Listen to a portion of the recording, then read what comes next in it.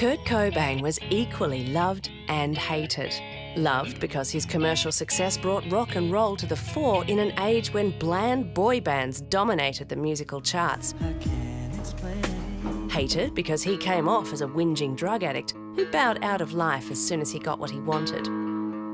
His band Nirvana only produced 3 studio albums before he died in 1994, and just as many feature films have been made about Kurt since his death.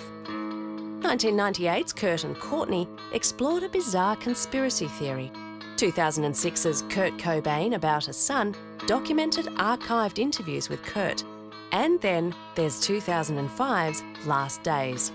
It's the last of a series of films by controversial filmmaker Gus Van Sant, known as the Death Trilogy.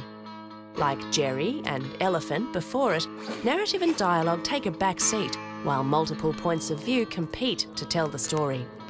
Come on, the race! While Last Days does demand a lot from its audience, and you might struggle to see the point of avant-garde film itself, there is a connection between this film and Kurt Cobain's music. I mean, we're just sort of playing it by ear. We didn't really have any set. Cobain used nonsensical lyrics to paint an emotional picture, rather than spell out the story in black and white. Van Sant does the same thing with Last Days.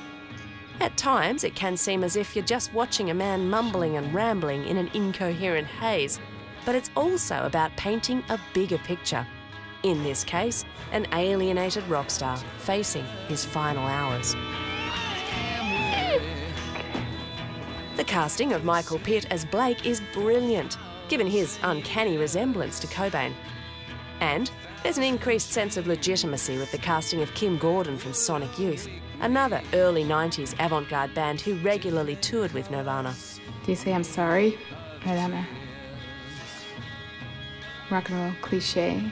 Rather than waiting until the credits roll, we think it's fair to tell you before you watch Last Days that although it's inspired by Kurt Cobain, it's actually a work of fiction. I'm sorry. I'm like talking your ear off. Whether or not you liked Kurt Cobain's music, or you approve or disapprove of Gus Van Sant as a filmmaker, doesn't really affect the inherent beauty of a film like Last Days.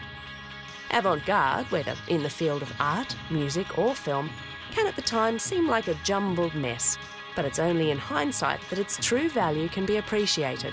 In this case, a film like Last Days.